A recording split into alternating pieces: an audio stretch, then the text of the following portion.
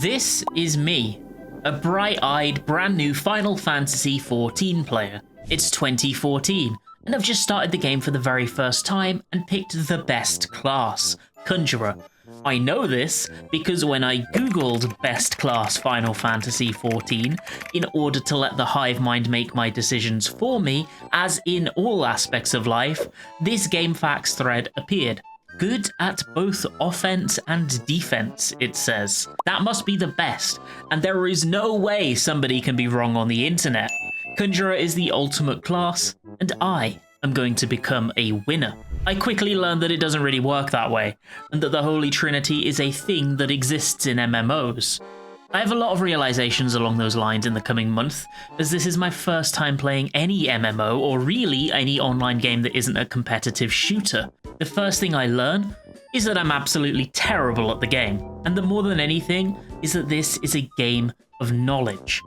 The second thing I learn is that I am concerningly important to the success or failure of the party in group content, and that if I'm slacking and dying all over the place, it's highly likely that the rest of the party will be as well. I get to endgame, I improve, and I find out just how satisfying it can be to execute an encounter well.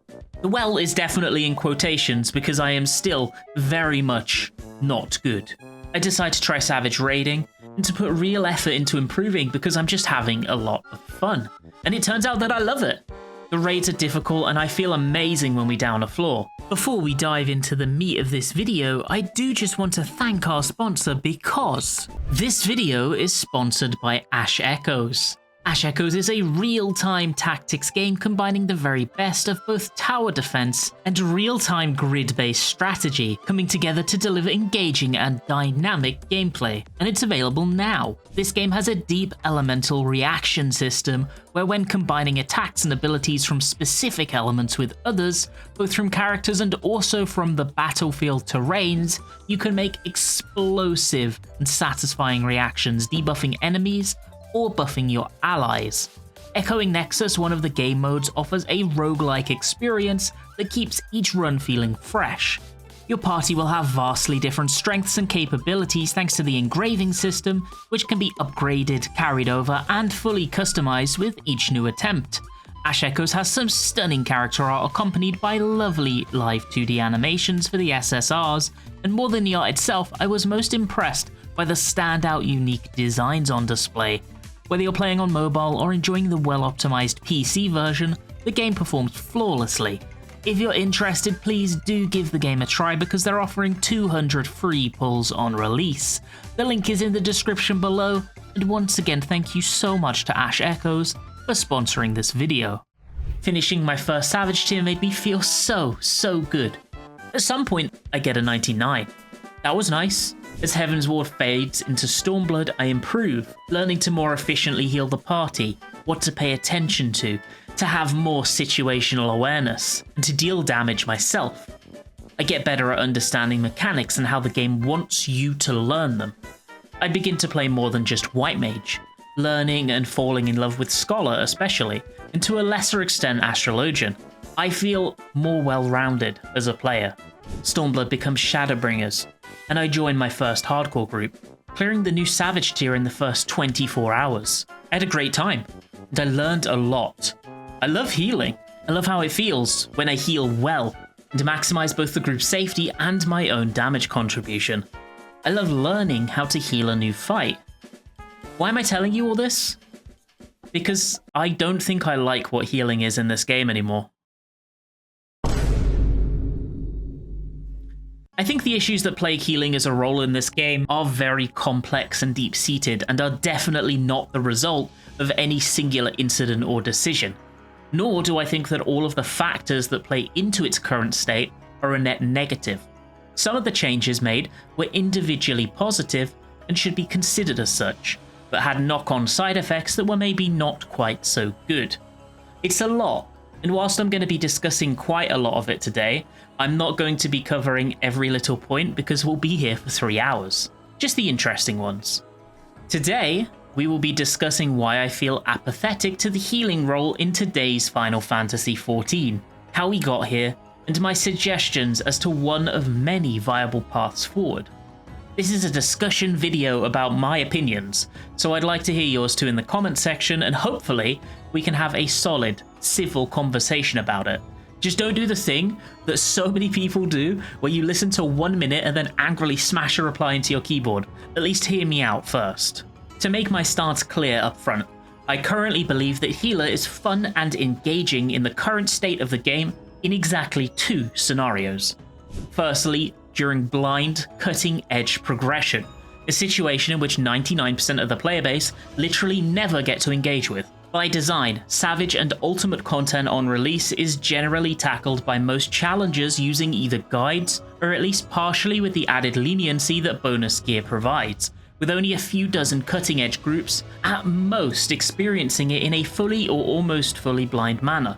You'll get the occasional stragglers, people that manage to somehow avoid both mechanical spoilers and are able to tackle it a little later before either gear, job buffs, or the flawed nature of level sync mess with the balancing, but for the most part, this is not a viable option for the vast majority. The second scenario is when things go painfully wrong, and you need to recover to keep the pull going. This happens a lot more frequently and is the example that most players will bring up. It feels damn good when you're able to res the party and deal with the vuln stats and get everybody into a healthy state, and then that pull continues on and ends up resulting in a clear. You did the heavy lifting, and you were able to make full use of your toolkit and be rewarded for excelling. It's healing at its best. Even recently, as an aside, I've been doing a lot of Savage Party Finder, joining clear parties to help people get their wins before 7.1. And there was one party in particular in M3S that was having a rough time. It was listed as a clear party on Monday night for context, and it took us like an hour to even hit the halfway point of the fight for the first time, just because there were so many players in the group struggling to remember mechanics. It might be due to fatigue, or maybe they just didn't quite have the confidence that they claimed they did, but regardless of the reasoning, there were some suspicious activities going on either way. One example off the top of my head is that during the mechanic where you need to pop your debuffs on the fuses one by one, healing and mitigating the damage on the way, well, there's a puddle of pain and death in the middle of the arena where the boss is channeling from, and you don't want to stand in that, right? One of our DPS did not get the memo. Every pull, without fail, they would either just stand inside it or run directly through it to get to their spot. Even after multiple party members pointed it out to them and told them that you don't want to do that, they kept on running through. You get a pretty damn spicy dot for standing in the no-no, which when combined with the mechanical resolution itself that also deals a lot of damage, results in an actually engaging healing challenge. You need to upkeep your AoE mitigation, which in my case was sticking down Liturgy and Wings and letting them do almost all the work for me, then burning through my stockpile Plenary Raptures to deal with any other spikes that popped up, but alongside that, I would be throwing single target mitts or heals at the rogue DPS in between each pop. It was fun, honestly, and suddenly made that section entirely more interesting to deal with. That party in general was a good laugh. Everyone was positive, and whilst they weren't the strongest players as a collective, there were instances where I'd get to throw off 3 reses in a row and recover the pull, and we ended up with the clear in the end. But this, in and of itself, is a problem. One of the 3 roles in the game should not be completely unengaging unless something goes horribly wrong, or unless you're one of the 100 or 200 players at the forefront of a progression race. This is a situation that has exacerbated over time. Healer was not in this state initially, and the problem has grown as expansions passed, and is the result of a whole host of intermingling alterations. So what's my issue with it? Well, I believe that the dawntrail iterations of each of the 4 healing jobs, and as an expansion, the entire role as a collective, is not interesting enough at a baseline to stand on its own 2 feet. It needs those fringe situations to require the player to push it hard enough to make it interesting. It also is not impactful in more casual content such as dungeons, trials, and normal raids, because those instances, for many intents and purposes, don't require the unique skills that a healer has unless the rest of the party is massively underperforming. Unless things go wrong, you are superfluous, and your impact is barely noticed. That's a problem. Let's dive deeper on why that is. So healer has changed a lot intrinsically as the years have gone by. Let's paint a picture of the major job shifts since 3.x. Initially, the role was both difficult and punishing. Managing your mana was a challenge in and of itself, and most of your core heals had stifling costs associated with them. You didn't have an abundance of OGCD healing to deal with phases, so you would be relying on those GCDs at points as well. More than that though, your healing and damaging catalogs were for the most part mutually exclusive from one another, locked behind enabling or disabling cleric stance. Whilst in cleric stance, your damaging kit did full potency, but your healing kit was weakened, and when you turned it off, the reverse occurred. Stance dancing between cleric was important, and it was a decision you could not make lightly, because when you used it, it would incur a 5-second cooldown on pressing it again. If you went into cleric at the wrong time, an ally could die on your watch, and you couldn't heal effectively to save them. This gave you decision making and risk in making the elective choice to deal damage. You also had multiple damage over time spells as well as your filler GCD, and still some OGCDs to weave too. Scholar even had a ground-placed dot to maintain. What made these dots naturally more engaging is the fact that they had different timers. You were keeping track of, say, a 30-second and an 18-second dot at the same time, as well as one you'd only use for a movement tool, just to give a random example. Movement, too, was more of a consideration. Half-casts have blown healer positioning wide open. When previously you needed to forcibly free up movement for yourself via a mixture of damage over time refreshes, utilizing instants that came with their own risk rewards, or swift cast, now much of that work is done for you naturally via the medium of having a half GCD to reposition each time you press filler damage. There has been a dramatic shift, too, in the arsenal of tools available. I think the easiest way to illustrate this is to go on the Wayback Machine and literally show you a list of one of the healer's curative actions back then, so that you can compare it to now. On top of their basic conjurer actions such as the Cure and Medica suite, White Mage could use Regen, Tetragrammaton, Benediction, Assize, and Asylum. They also have Divine Seal, which increases the strength of GCD heals for a short time, Virus, which is what later became Addle, and Eye for an Eye, which could be placed on an ally and would give them a percentage chance to proc a damage reduction on the enemy for a period. There were no powerful damage neutral or flatus tools, nor plenary indulgence to combo with them, no shielding or mitigation from Benison, Temperance or its combo action, no auto healing from Liturgy, no second Tetra stack, none of it. In many cases, you had to rely upon your core GCD kit to handle the dirty work. It was an expectation that you would have to genuinely excel to surpass, rather than a failure state of poor planning or a recovery option like it is now. Am I saying all this to imply that we should revert back to Heavensward and that it was a better state for the game? Absolutely not. But this does illustrate how many points of friction once existed within the role that are all gone now. And whilst having too many points of friction can be frustrating for many players, having almost none whatsoever leaves us with no challenge to overcome, no thought or care to apply, and for me, a sense of apathy. There is a fine line when it comes to the level of friction a job possesses in conjunction with how fun it is to play, and we have long ago entered the negative spiral. After the removal of the majority of the friction from the healer role, in an attempt to make it as inviting and friendly to newcomers as possible, the enjoyment and fulfillment of the role is almost entirely hinged on fight design. Whether you have fun or not in a general scenario is entirely based on the encounter you are in, and encounter design has regularly and often correctly been criticized of late, especially when it comes to easier dungeons, raids, trials, and 24-man content. So if you are in a duty that doesn't require much or any healing, your damage rotation is entirely mindless, you don't have to think too hard about moving, you have a million tools available to press if something does happen to go awry, and it doesn't really matter which one you press because any of them will fix the problem, what are you there for? You're a mascot character. It's not that healing is more fun when things go wrong, it's that healing is only fun when things go wrong. Essentially, if you are anything aside from an extreme beginner to healing, all of these swathes of content, and even higher end content like Savage, enter the point of routine scarily quickly. They cannot tune it tightly enough to present overly intricate or timing intensive healing problems to the player, because expecting perfect performance is too much to ask, and I agree that it shouldn't be asked in any of these cases. Because you have so many powerful healing tools, you will often end up with an excess of them for any one situation. So rather than needing to carefully plan each and every usage, a slapstick approach will deal with almost every situation effectively.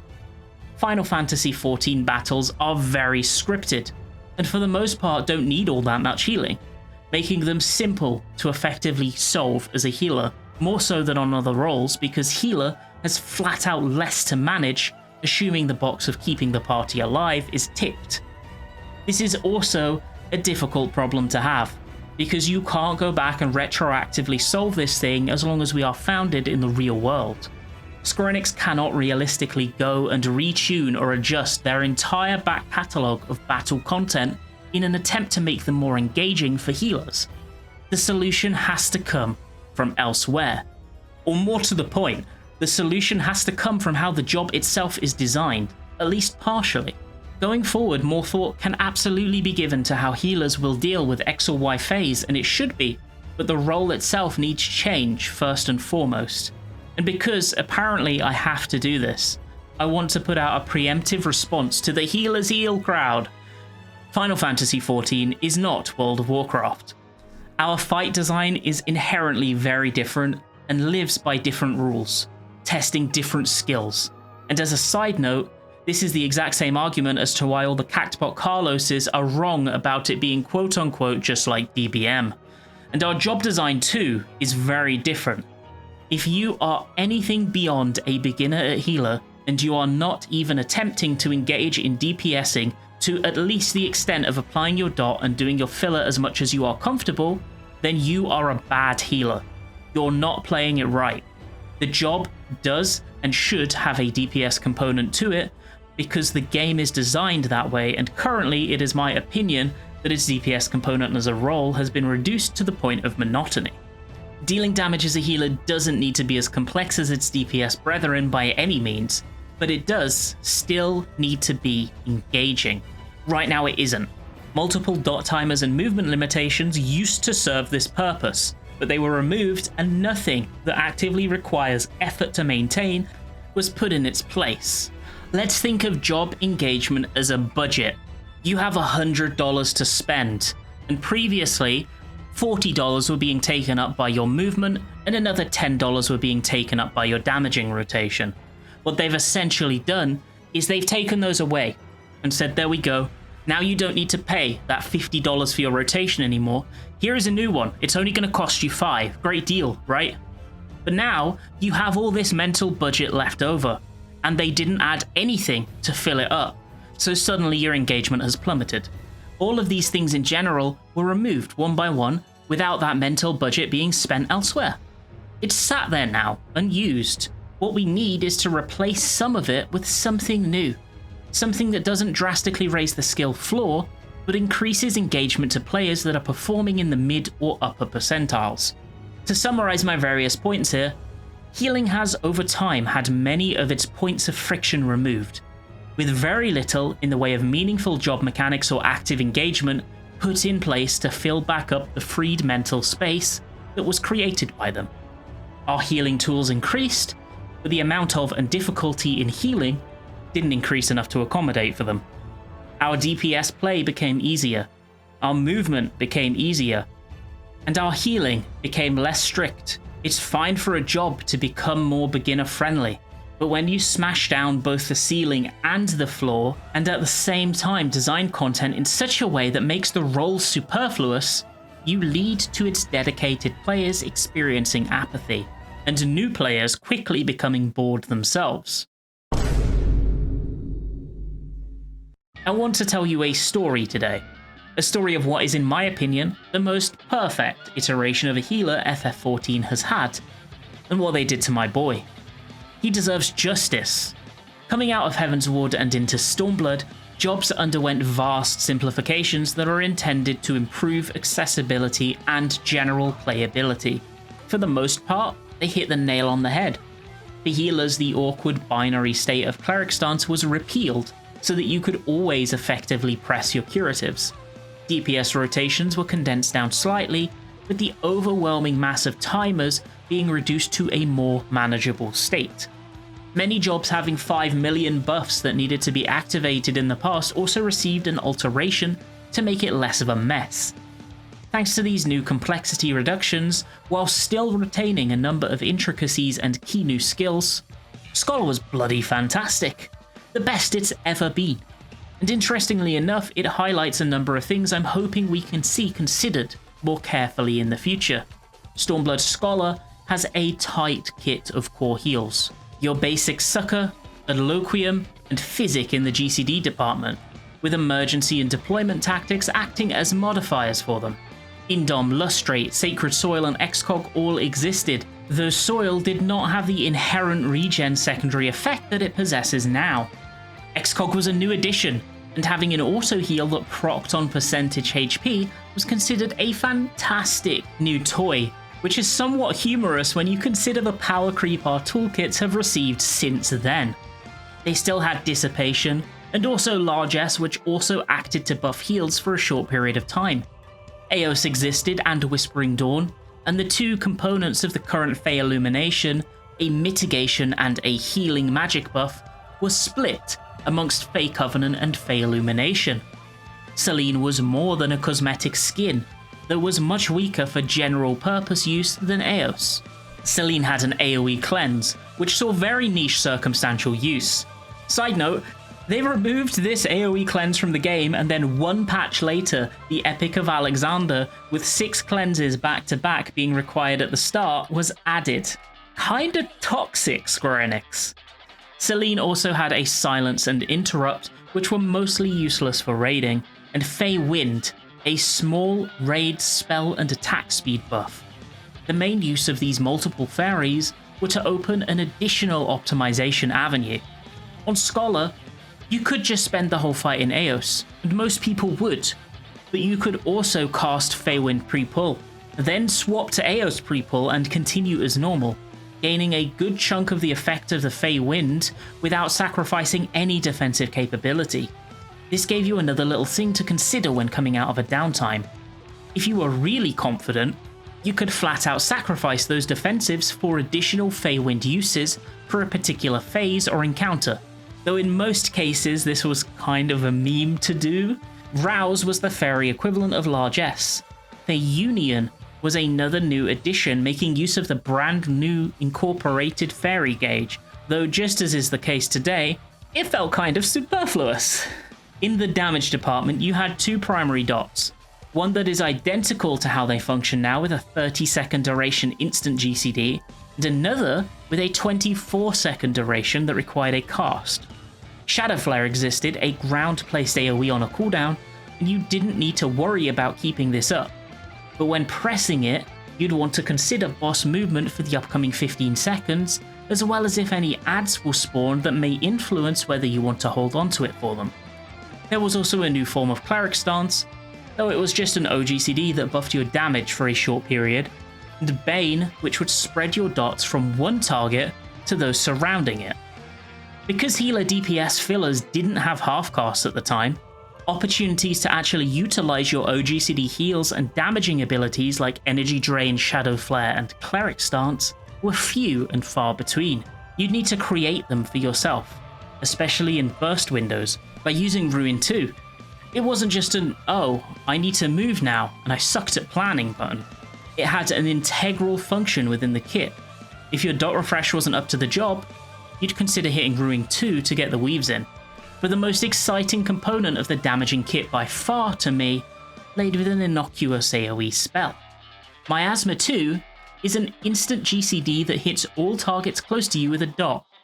The damage over time lasts for 12 seconds, and it is a DPS gain to use over your filler on single target, assuming you get close to full duration on that dot. The drawback is that it has a high mana cost associated with it. This was, first of all, Another component to Scholar's arsenal that would allow additional weave windows, free movement as long as the player begins in melee range, and damage, but it was also where large elements of the kit's risk-reward balancing came from. You could miasma 2 every 12 seconds if you wanted, but generally you wouldn't. Because of its high cost, you would run dry doing so, leaving you unable to raise, use suckers, or potentially even cast your basic broils. It had a failure state, and that failure state was tangible and clear to see. You knew when you were approaching it, and you knew when you had made a mistake and passed it. But if you utilized it well, it also had a success state that was tangible and clear to see. You'd be moving across the arena more easily, you'd deal extra damage, and you'd see that dot applied, ticking away on the boss while still balancing your mana economy. It felt good to do. The best part about it is that for all intents and purposes, it was an opt-in mechanic. If you ignored Miasma 2 entirely in raids, your damage could still be perfectly acceptable. It didn't inherently majorly punish you to avoid interacting with that risk, but the reward was enough to make the player feel that they are gaining from doing so. As far as I'm concerned, that's exactly how DPS optimization job mechanics should function. There were a bunch of cool little interactions too, like the pet swapping I mentioned a little earlier, or using a targeted fairy embrace to manually proc Paladin's Divine Veil, or Aetherflow having a chance to have its cooldown reduced from the use of other actions. The job had weight in its decision making, and it was friendly enough to newcomers and easy enough to understand and execute at a fundamental level, but it was packed full of little decision points and quirks that could be mastered if you wanted to delve deeper. Compare that to the Scholar of today, which is certainly the toughest healer to play well right now. The singular skill lockout of old and dissipation has been doubled down on, with a plethora of blockers to using your core heals in Seraph and even Seraphism 2. Fey Blessing and Fey Union both are so now dependent on not using other actions that they just feel inhibiting to play around. So there are still failure states in Scholar, but those failure states do not feel good to surpass. They only feel bad when you fail. The damaging rotation is apply dot, 1-1-1-1-1-1-1, apply dot, repeat, with the added depth of Chain Stratagem and its combo, the former of which was also present in Stormblood, and Energy Drain that at a base level functions identically both then and now, just now it has those blockers to utilizing it that make you think about how to fit it in, and the Aetherflow heals too, those have been completely removed and are now just completely free without any thought. Since then we have received Recitation, Fey Blessing, Seraph, Protraction, Expedient, and Seraphism, all as new OGCD healing tools. Our ability to losslessly and effortlessly deal with threats has increased so exponentially that what came before seems almost laughably weak. The takeaway I hope you're having from this isn't just, oh, it used to be hard and now it's easy, because that is absolutely not the point. The point is that now your general job gameplay in Final Fantasy XIV, not just on healer, this can extend to most jobs. It follows a standardized path from A to B with no additional incentivized thought, no room for creativity. Healing kits are so bloated with free movement tools, OGCD curatives and mitigations that it's no wonder encounters feel rote and uninteresting to heal. Having a larger toolkit in that regards is not always necessarily a positive, especially when so much of it either doesn't interact with one another in an interesting way, or in the case of many of Scholar's current abilities, actively locks out interaction or paired usage. Similarly, it shouldn't be so simple to heal without needing to rely on your baseline GCDs. Essentially, you don't have to think as much about your actions now, and that's a bad thing. Interesting decision making, using tools that both have base but also situational value for you to consider, is fun to do. The DPS rotation, the filler you'd have to tide you over during quiet moments of encounters where you don't need to consider your heals, used to be more complex, but also a large part of that complexity was opt-in as a niche decision you could make regularly. Jobs don't need to be harder at a baseline, but they need to contain more active decision making and choice that can be made to increase their potential. Stormblood Scholar certainly did a better job at that than any subsequent iteration as far as I'm concerned. There have been many fantastic quality of life changes added to the game since, which I warmly welcome, but job interactivity has decreased so drastically that the scales of your personal challenge have swung almost entirely in favour of encounter design. For healers, with most of the content in the game being mindless and uninteractive to heal, this is a death knell. When Dawntrail came out, I was really hoping this was going to change, and we actually saw sparks of that with the first EX trial encounter, Valley Garmander. The damage profiles were quite interesting, although because it was an extreme trial, it was obviously very easy to do. I do not feel they stepped up the game with the Savage tier in any way, shape or form. This isn't an isolated Scholar incident by any means either. You can extend this same sentiment to all 4 healers and they would convey my feelings accurately. Astrologian recently underwent a card rework, and for the record, I was not, and am not, against the concept of that occurring. Old Astro cards were unwieldy to the average player, demanding so much precision and thought to do correctly within a burst window that the correct targets that many just played it wrong at a baseline. But I feel like the rework that actually got pushed through to live played so safe by design that any potential for thought or creativity was eradicated. The very most you can do is to feel good about using an arrow to buff shield propagation, but for the most part, these 4 mitigation and healing cards may as well just be an amorphous blob of extra single target heals alongside the 5+ other ones Astro possesses. It doesn't feel rewarding to use for the most part, it doesn't feel incentivized to think about for the most part, they are just mindless, thoughtless buttons. The issue with tool bloat also comes from another location entirely. Since Stormblood going forward, DPS and tank jobs have received more and more powerful healing and mitigation options themselves, some of which feel hilarious in the framing of even 4.0 healer tools. AoE heals, regens, shields, mitigations with long timers and low cooldowns. These jobs have so much going for them in this department. This is part of why that much debated on-patch healerless clear of the Omega Protocol was even possible. It wasn't because healing is easy, it was due to a mixture of 3 things: non-healer power creep on their heals and mitigation, the spread out and predictable cadence of incoming damage in FF14 encounters, and thirdly, due to the efforts of 8 extremely skilled players investing a lot of effort to put together a plan that could make it happen.